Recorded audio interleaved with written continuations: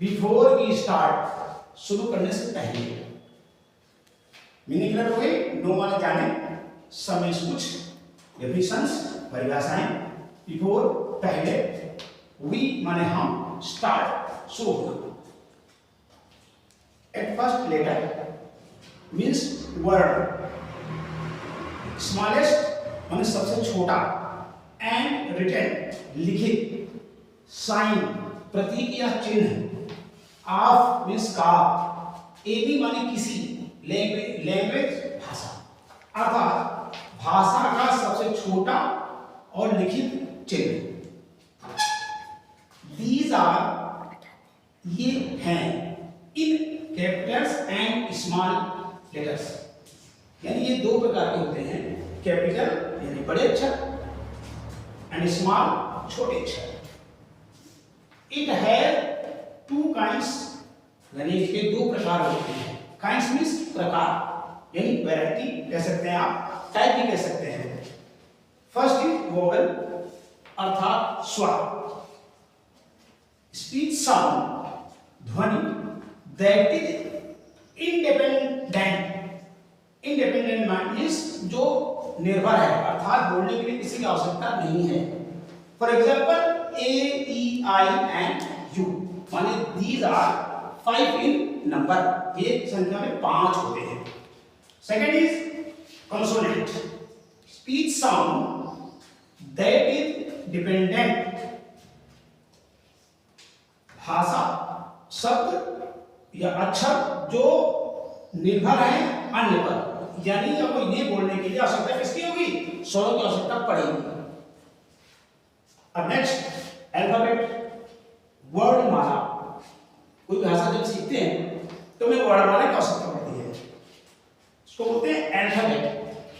A systematic group of letters, यानी शब्दों का जो क्रम है, इसमें शब्द एक क्रम से रखे होते हैं जिन्हें हमें सबसे पहले पढ़ना होता है, समझना होता है, इसके बाद ही किसी भाषा की शुरुआत हम कर पाते हैं, सीख पाते हैं। डायलेक्ट, डायलेक्ट मीन्स बोली, बोली मीन्स वोकैबुलरी माने शब्दकोश या बोली, दैट इज स्पोकन जो बोली जाती है, इन पार्टिकुलर एरियाज जो विशेष क्षेत्र में बोली जाए। बोली का मतलब कि विशेष क्षेत्र में जो भाषा बोली जाती है उसको हम डायलेक्ट कहते हैं। आगे चल के आप डिटेल्स के बारे में पढ़ेंगे। Next is language, it is a mean of expression. Expression means होता है किसी चीज को व्यक्त करना, यानी अभिव्यक्ति, ऑफ आइडियाज विचारों। तो क्या मतलब हुआ? ये एक माध्यम है विचारों को अभिव्यक्त करने का, यानी भाषा जो है विचार को अभिव्यक्त करने का माध्यम है। इट हैज 3 काइंड्स, 3 प्रकार की होती है। First is in written form, लिखित भाषा। सेकंड ओरली, ओरली मीन्स अलिखित भाषा, आप कह सकते हैं जो जिसे सुनते हैं, सुनने वाली भाषा। एंड थर्ड इज एलुसिव मीन्स सांकेतिक भाषा, जिसे हम संकेत करके बुलाते हैं, इसमें स्टडी करते हैं। At last word is grammar, यानी कि व्याकरण। व्याकरण क्यों पढ़ी जाए? व्याकरण पढ़ने से क्या लाभ है? यदि हम किसी को कुछ गलत कह दें तो फील हो जाता है उससे, अतः ग्रामर पढ़ते क्या है? इससे क्या? इससे सेट मींस ग्रुप, यानी समूह। आप रूल्स नियमों का, दैट इज हेल्पफुल जो सहायक होते हैं, यानी सहायता करते हैं।